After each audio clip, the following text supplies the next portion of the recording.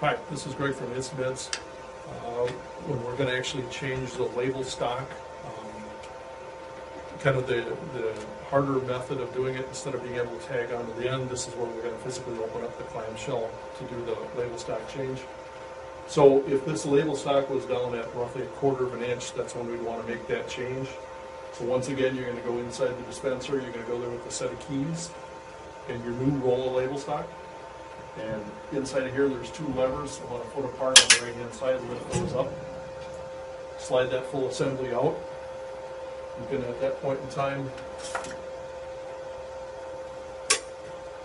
just cut off the old existing label. You would take the spent roll off, lifting up around the 2 discs. Once again, pull that top plate off. You're going to put on the new roll of label stock with the labels coming over the top, coming off clockwise. Slide that assembly back into the yoke once again. Make sure it's into the position. And then you can rip off the old spent wax paper. Pull that old assembly off. Then in the very front, there's a black knob that looks like a golf tee. You're going to pull that out. Flip this assembly forward, and it's going to stop that it'll rest on. Over on the far left-hand side, there's a big green lever. It's a thumb lever. If you pop that open, this will open up the clamshell assembly.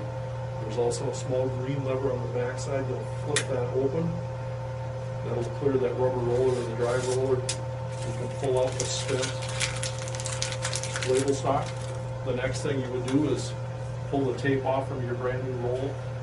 And I always tell everybody to pull that label stock down until it reaches the floor and start removing the labels from that wax paper in that distance. So you're going to just pull them off. I usually just stick them on my leg as I'm doing this. It's a long process, but this is what you're going to use to feed through the printer assembly. Once you have all these removed, I've taken and wind that assembly or the wax paper back up onto the roll. And what you're going to do is take the very end of it on the back side. You're going to stick it in on top between the peel bar and there's a black plastic spline roller. Push it in there and it will come right back out on the same side.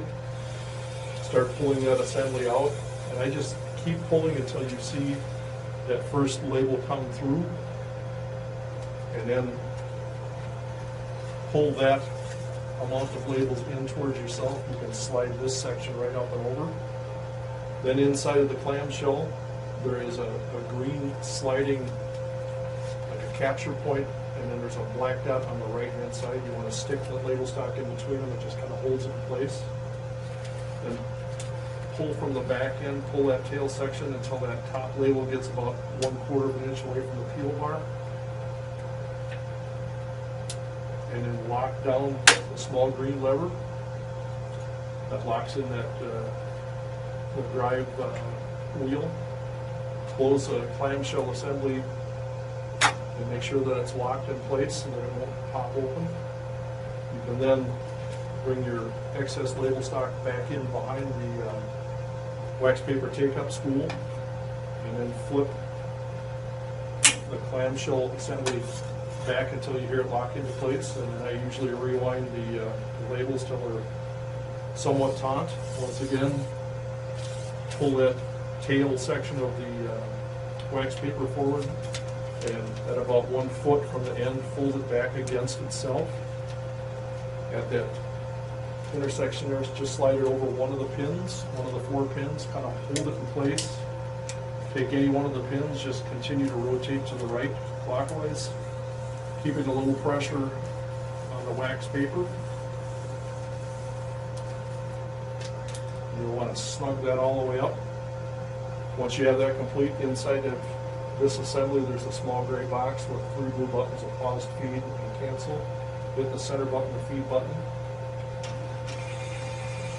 and that will start feeding one label at a time. Catch those. And feed through you get at least 3 or 4 of them through the system. Once that's complete, you can slide that assembly back inside of the dispenser. Make sure that you push it all the way in until you hear it click. You can test it. At that point in time, you can actually print labels from the interface to make sure that the printing assembly or the printing action works correctly. So that completes this.